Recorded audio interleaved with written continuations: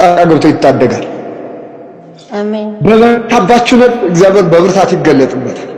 አሜን። ጎልያድ ብርቱ ነው ብሎ ነበር፣ ከኔ ውጭ ወይ ነቅነቅ ብሎ ነበር፣ እኔ ብቻ ብሎ ነበር፣ አንደኛ ብሎ ነበር፣ ልቆ ነበር፣ ከፍ ብሎ ነበር፣ ደምቆ ነበር፣ ተሰሚነት አግኝቶ ነበር። ግን የበረታው መጣ። የበረታው ዘረረው። የበረታው ምዕራፉን ዘጋው። የበረታው እንዳይቀጥል አደረገው። እና ወገኖቼ ልባችሁ አይውደቅ፣ ልባችሁ እንዳይወድቅ። የትኛውም ሰልፍ፣ የትኛውም ተግዳሮት፣ የትኛውም ድምፅ በየትኛውም አቅጣጫ ይምጣ አንዳንድ ጊዜ ዌልካም በሉት። እንኳን ደህና መጣ ሸኝ ስለምትመለስ ሰልፍ እንኳን ደህና መጣ በሉት።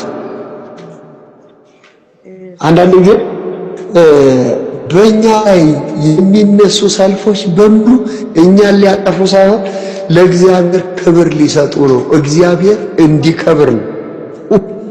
አሜን። ምን ሆነ መሰላችሁ? እስራኤል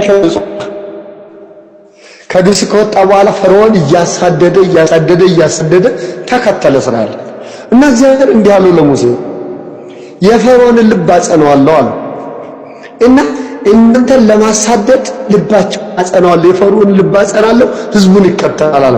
ከዛ እግዚአብሔር ማለት በፈርዖንና በሰራዊቱ ላይ ክብር አገኛለሁ አለ። ክብር አገኛለሁ። ህዝቡ ተሳድቦ፣ ህዝቡ ተጋብቶ፣ ህዝቡ አለቀልኝ ብሎ እግዚአብሔር ግን ክብር አግኝቷል። ፈረሱንና ፈረሰኛውን በባህር ጣለ ተብሎ ተዘምሮለታል። እና አንዳንዱ ሰልፍ እግዚአብሔር ሊከብርበት፣ አንዳንዱ ጉዳይ፣ አንዳንዱ ተግዳሮታችን እግዚአብሔር ክብሩን ሊገልጥበት ነው።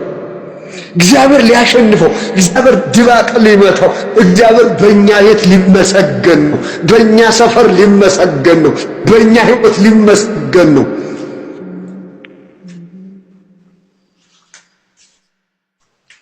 ስለዚህ ልባቸው እንዳይወድቅ የትኛውም ሰልፍ ይምጣ፣ በፊት በኋላ በግራ ይምጣ፣ እንዳትፈሩት፣ ልባቸው እንዳይወድቅ።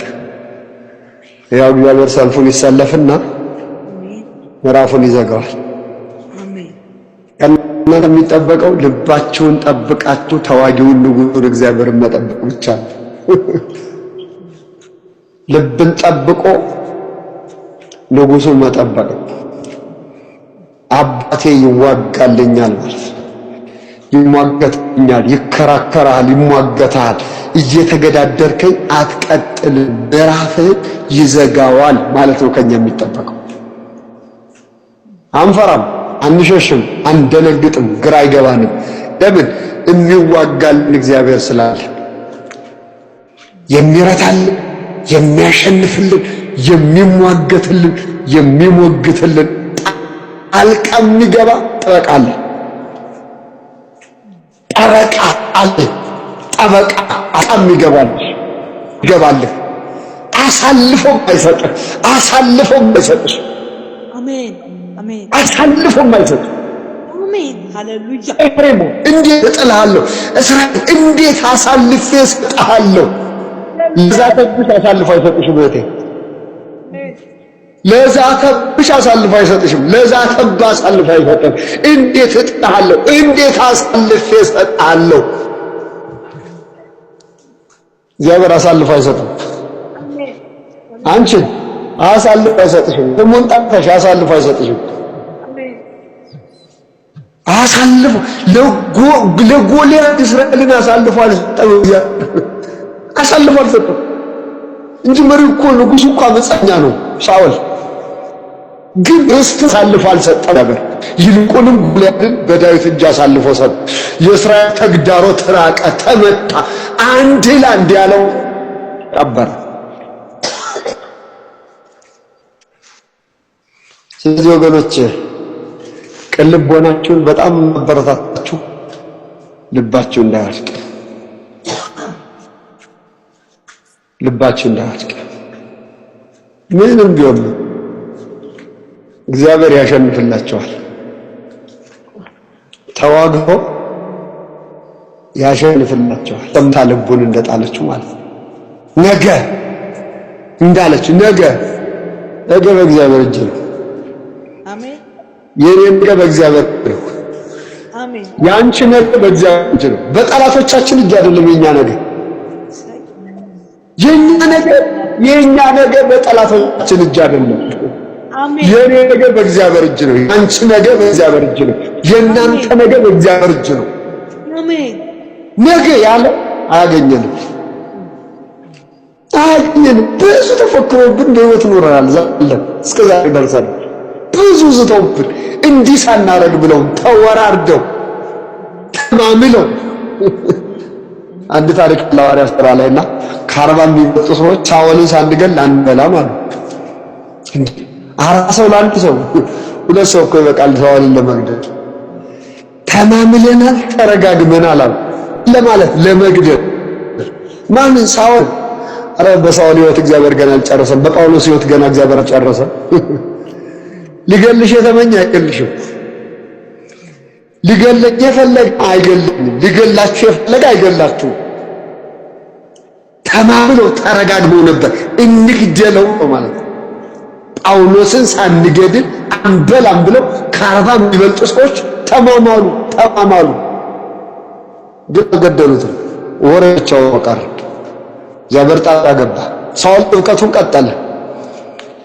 እኛ ነገራችን ቀጥላለን፣ ጸሎታችን እንቀጥላለን፣ ስራችን እንቀጥላለን። ጠላቶቻችን ይመክራሉ፣ እግዚአብሔር ደግሞ ጣልቃ እየገባ ያፈርስባቸዋል፣ ይበክንባቸዋል። አንድ ጊዜ በ90ዎቹ ዓመተ ምህረት ኢየሱስ ክርስቶስ ግን ያፈራርሰዋል። እውነት ነው። ጌታ ኢየሱስ ክርስቶስ ብዙ ምክሮችን አፈራርሰዋል።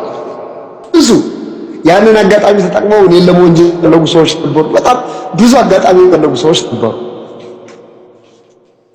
እዛ ጉዳዩን በሁለተኛው ቀን በሽማግሌ ቁጭ አለ። አባቴው ቁጭ አለ።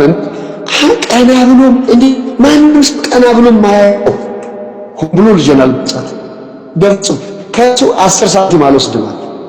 ልጅቱ ያው ትንሽ የጥርስ መጥፋት ምናምን ነው እንጂ ሌላ ጉዳት አልነበረባት። በፍጹም እሱ በጣም ጥሩ ሰው ነው። ሰው ቀና ብሎ አይ በጣም ጥሩ ሰው ስለሆነ ከሱ ምንም ነገር አልወስድም አለ። በሽማግሌ ቁጭ ብለን እየተሸማገል ማለት ነው። ያንን አጋጣሚ ተጠቅመው ግን እኔ ላይ ብዙ ነገር ለማሰር ፈልገው ነበር። ግን እግዚአብሔር ተናገረ።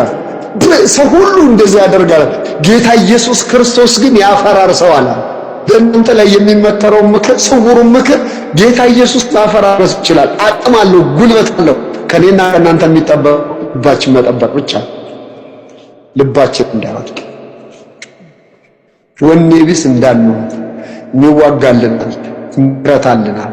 በእኛ ላይ እየተማማሉ እኛ ላይ እርምጃ መውሰድ አይችሉም። እኛ ላይ እንዲህ እናደርጋለን ያሉ አቅም የላቸውም። ሳኦልን ያሳደደው ላባ ያዕቆብን ያሳደደው ላባ ምንም አላደረገውም። እግዚአብሔር ጣልቃ ገባ። እንዳትናገረው ተጠንቀቃ። የሚከተላችሁ አይደርስባችሁ።